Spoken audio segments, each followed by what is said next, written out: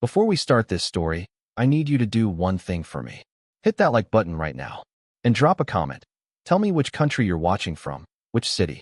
I want to see how far this story reaches. Because what you're about to hear, this is the kind of story they never put in school books. They used to say Delilah Monroe could stop a man's heart just by walking past him. Not in a poetic way, literally. She was 16 in the summer of 1858. Whenever she moved through the corridors of the Whitmore Plantation big house, carrying fresh linens, serving tea trays, doing any small task that kept her in sight, grown men would freeze mid-sentence. Their breath caught. Their thoughts vanished like someone wiped a chalkboard clean. Beautiful wasn't enough to describe her. Beautiful was too ordinary, too used up. Delilah had a face that could make artists despair because no paint could match it. High cheekbones that caught every ray of light. Eyes so deep and dark they seemed endless. Skin like polished mahogany, smooth as glass poured fresh from the furnace. And the way she moved, even while balancing a heavy tray, even while scrubbing floors, it felt like music followed her, like rhythm lived inside her bones. Mrs. Whitmore, the mistress, hated her for it. The house slaves were jealous. And the overseer, Silas Porter, had decided he would possess her. One July afternoon, he cornered her in the narrow hallway between the kitchen and dining room. "Girl," Porter said, voice low and thick, "you're wasted in this house.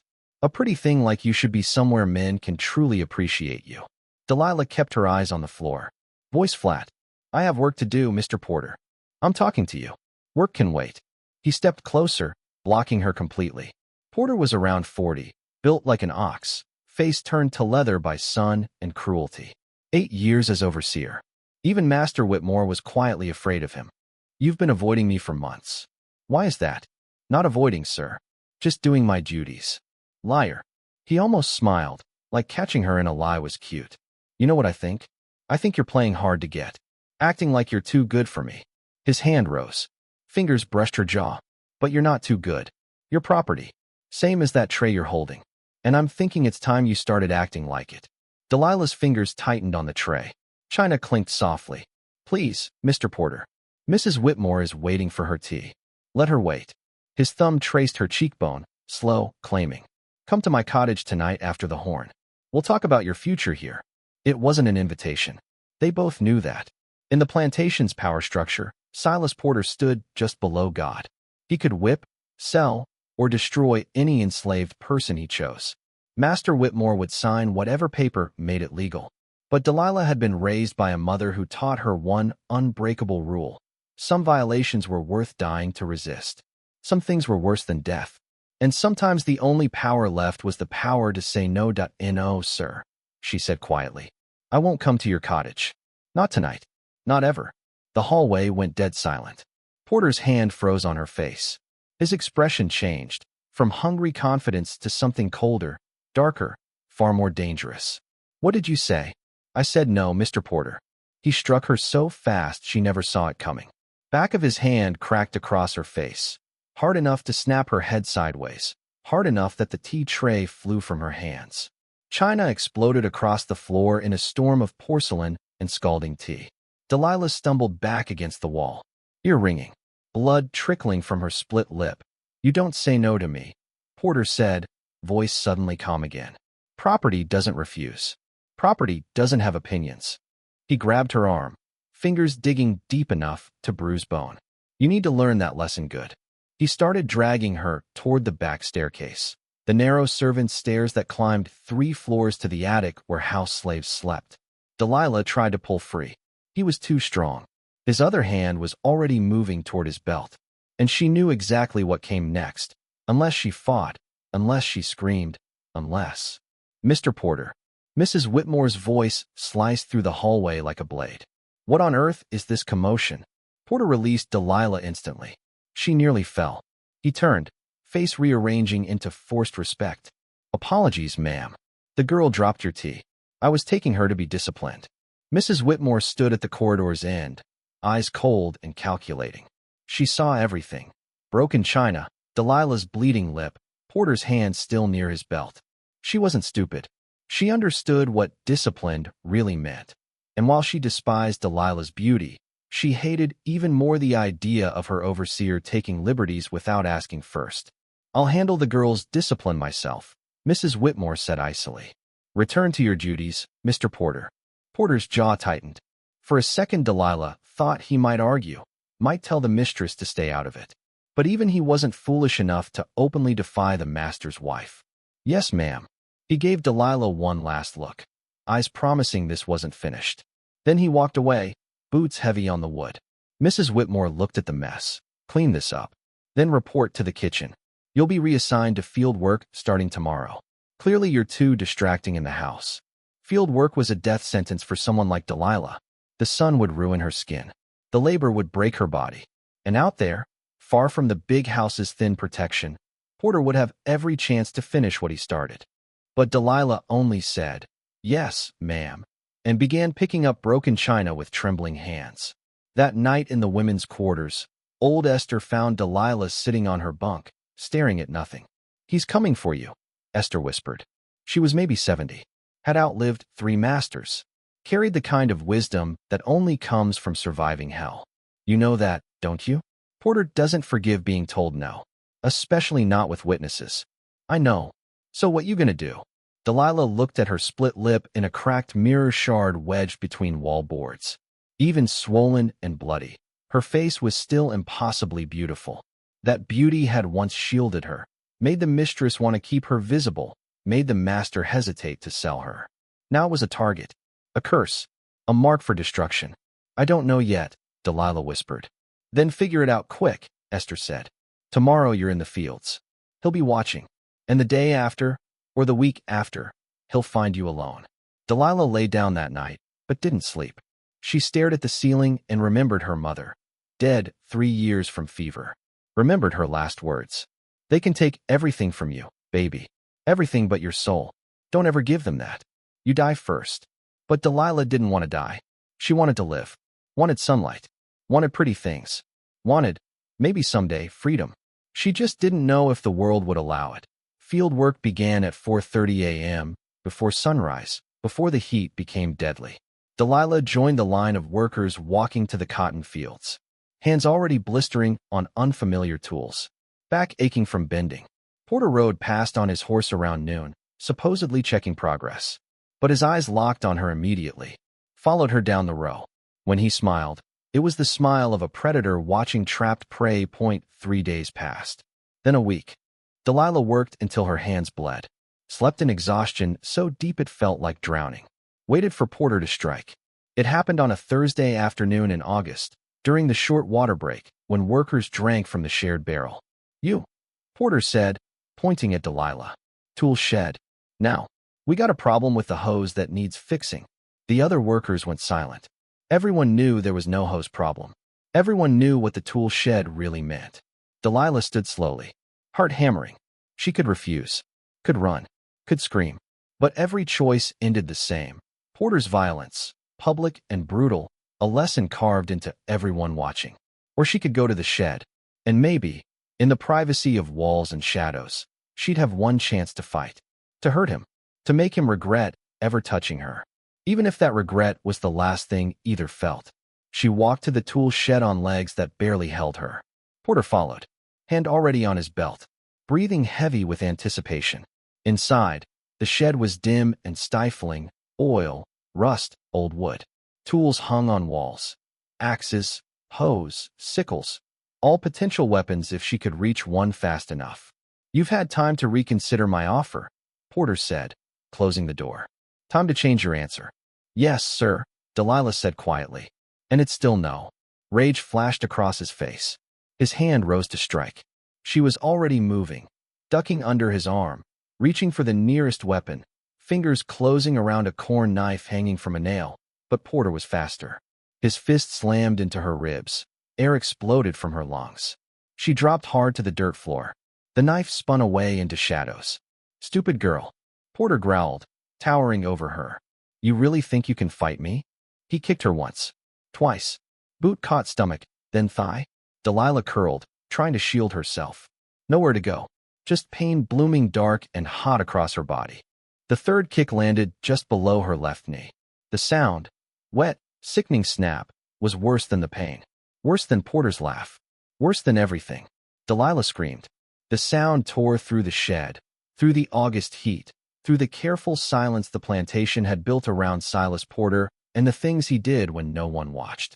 Her leg was broken. Bent at an angle legs should never bend. Bone grinding against bone. Porter looked down at her ruined leg with clinical interest. Well, shit, he said. That wasn't supposed to happen. He crouched, studying the damage. Looks bad.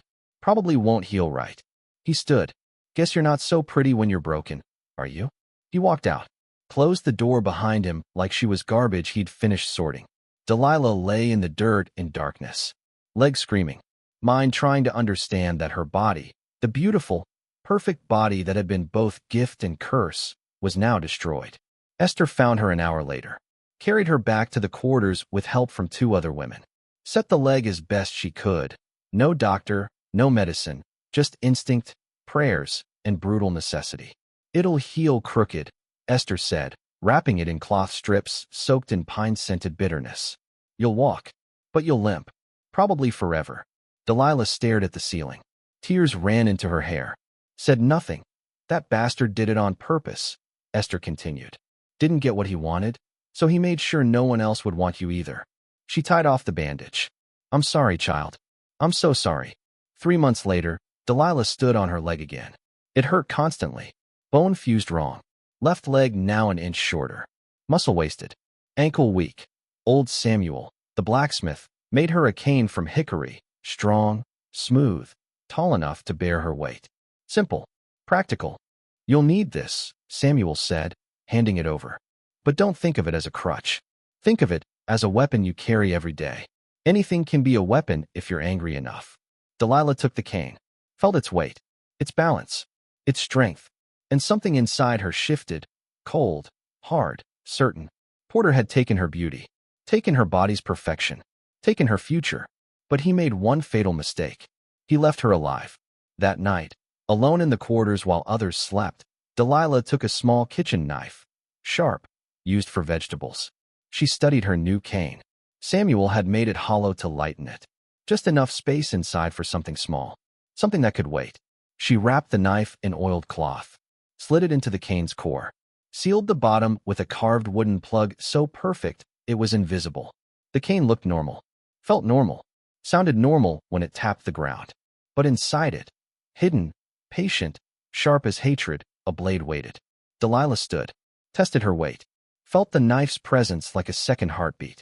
Silas Porter was still out there, riding through fields, hurting women who couldn't stop him. But Delilah had power now. Hidden power. Patient power. The kind that could wait months. Years. If necessary. She would walk with her limp. Carry her cane. Be invisible the way broken things are invisible. And when the time was right, when Porter forgot her, when he thought the crippled field girl was no threat, she would remind him that some things, once broken, become deadly. A limping girl with a walking cane wasn't dangerous. That's what Silas Porter thought anyway, watching Delilah work cotton fields from his horse 6 months after he'd shattered her leg. She moved slowly now, awkwardly, cane taking weight every third step. Her beauty remained. You couldn't erase cheekbones or eyes like that. But it was damaged beauty now, beauty with a flaw. And flawed things held no interest for Porter. He'd moved on. To Ruth, 14 and terrified. To Clara, who tried running and was dragged back. His hunger never ended. The plantation was full of women with no power to refuse. But Delilah watched, remembered, waited. She'd been patient 184 days. She counted every one, carved tiny notches inside her cane's hidden compartment each night. Invisible unless you knew where to look. 184 days limping through fields. 184 days invisible. Dismissed. Forgotten. 184 days planning how Silas Porter would die. The knife inside her cane had waited 6 months. She practiced drawing it in darkness. Twist handle just so. Pull blade free, smooth and silent. Return it without sound. 3 seconds now. 2 if she didn't care about quiet. She studied Porter like he was prey. Knew he rode rounds at dawn and dusk. Knew he drank whiskey in his cottage every night after horn. Knew he walked the perimeter fence alone once a week, checking posts, rails, weak points where desperate people might slip toward freedom. That walk was when he was most vulnerable. Alone, on foot, far from witnesses. But Delilah needed more than vulnerability. Needed certainty. Needed a moment when killing him wouldn't point straight back to her. Needed it to look like accident. Coincidence. Anything except revenge. You planning something? Esther asked one night in the quarters. Old eyes sharp in candlelight. Delilah kept her face blank. Don't know what you mean. Yes, you do. And I ain't saying don't. Lord knows that man deserves whatever comes. But be smart. Get caught. They'll hang you slow. Make an example 3 counties wide. I know. So you got a real plan? Or just anger pretending to be one? Delilah's hand rested on her cane. Felt the hidden blade. I got a plan. Good. Esther nodded slow. Then let me tell you something useful. Porter's terrified of dogs. Got bit bad as a boy. Never got over it. Master's hunting hounds stay in the kennel. Porter won't go near them. Crosses the yard when they're out. Why tell me? Because fear makes men stupid. Makes them take paths they shouldn't. Trust places they shouldn't. Esther's smile was hard. And because I want you to succeed, child. Want you to put that monster down like the rabid dog he is. 3 weeks later, opportunity arrived, wearing coincidence's mask. Master Whitmore announced a trip to Natchez. Business. 5 days away. Mistress going too. House slaves lighter duties. Porter, as always, left in full control. Means he'll drink heavier, Daniel muttered at lunch break. Always does when Master's gone. Gets mean drunk. Looks for reasons to whip. Delilah said nothing. Mind racing. 5 days. Porter drunk. Unsupervised. 5 days when normal routines broke. When small irregularities might pass unnoticed. 5 days that might include one very specific night. She prepared that evening. Asked Samuel to sharpen her knife. Said it was for tough vegetable roots. He took it. Returned it an hour later. Edge that could split hair. She watched Porter closer. He still walked fence line every Thursday night. Same path. Started north corner. Moved clockwise. Checked every post.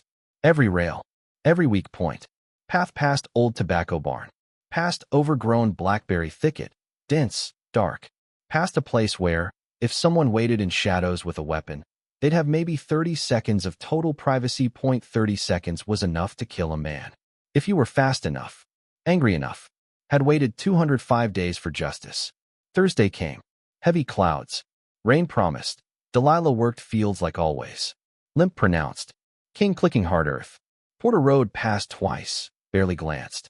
She was furniture now. Broken furniture. Not worth noticing. Perfect. Horn blew at sunset.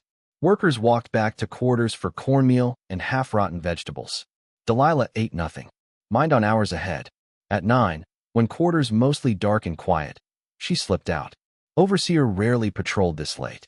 Usually in his cottage by now, first bottle open. But tonight was Thursday. Fence walk night. She positioned herself in blackberry thicket near old tobacco barn. Cane ready. Waited. Night thick with humidity. Insects loud. Frogs singing from creek. Owl calling from oak. Underneath it all, Delilah's heartbeat. Steady. Certain. Counting down to violence. 10 o'clock passed. 10:30. At 10:44, she heard footsteps. Porter appeared from darkness. Lantern in one hand. Walking stick in other. Humming a hymn, ironic. Steps loose. Wandering. Drunk but functional. Dangerous but distracted. He passed 15 feet from her hiding spot. She let him take 5 more steps. Then rose. Followed. Cane silent on soft earth. Breathing controlled. Mind clear. Porter stopped at fence post. Tested it. Muttered about repairs. Set lantern down. Turned his back to check next section. Delilah twisted cane handle. Knife slid free. Whisper of metal on wood. Moonlight flashed once on the blade. Sharp. Clean. Ready. She covered distance in 3 steps. Limp forgotten. Body remembering how it moved before Porter broke it. Muscle memory overriding damage for one perfect moment. Knife went into his back, just below left shoulder blade. Angled up toward heart. The way Samuel once described butchering pigs. Quick. Certain. Minimal suffering. Unless you wanted suffering, Delilah discovered she didn't. She wanted him dead. Gone. He made a sound. Part gasp, part confusion. Started to turn. She pulled knife out. Struck again. Same spot. Deeper. Twisted. Porter's knees buckled. He dropped hard, face in dirt. Hands scrabbled uselessly. Mouth opened and closed like drowning fish. Delilah stood over him. Knife dripping. Watched him die. Took maybe 30 seconds. Maybe a minute. Time felt strange, elastic. Too fast, and too slow at once. When his body stilled, Delilah felt nothing. No triumph. No joy. Just cold certainty. World slightly better now. One source of pain removed. Justice. Ugly, brutal, necessary, served. She wiped knife on his shirt. Slid it back into cane. Picked up lantern. Threw it into blackberry bushes. It shattered. Small fire started. Not enough to spread. Just enough confusion. Just enough to make it look like accident. Porter checking fence. Lantern falls. Fire starts. Trips trying to escape. Falls on own knife. Plausible. Maybe not perfect. But plausible enough white authorities, who rarely investigated overseer deaths thoroughly, might accept. Delilah limped back to quarters. Cane clicking familiar rhythm. Knife inside silent. Satisfied. Behind her, fire grew slowly. Silas Porter lay in dirt, 2 holes in back. Cruelty finally, permanently gone. They found him at dawn. Master Whitmore summoned back from Natchez. Sheriff came. Asked lazy questions. Looked at scene with obvious boredom. Looks like accident, sheriff decided. Lantern fire. Man panicked. Fell wrong. Tragic. No one mentioned knife wounds looked deliberate. No one suggested murder. Porter had been brutal. But he was white. And white men's deaths, even violent, rarely got deep investigation when easier story was accident. Funeral small. Few mourned. Within a week new overseer arrived. Older, tired man named Dutch. More interested in avoiding trouble than making it. Life continued. Cotton grew. Workers worked. Seasons turned. Delilah Monroe, 18 now, limped through fields with her cane. Carried secret that stayed hidden 41 years that she'd killed a man. Had blood on hands. Taken life. Felt only cold satisfaction. Knew, absolute certainty. If she ever had to do it again, she would. Cane tapped ground. Steady, sure, carrying hidden blade and hidden history. Some wounds never heal. Some weapons never dull. And Delilah Monroe had become both.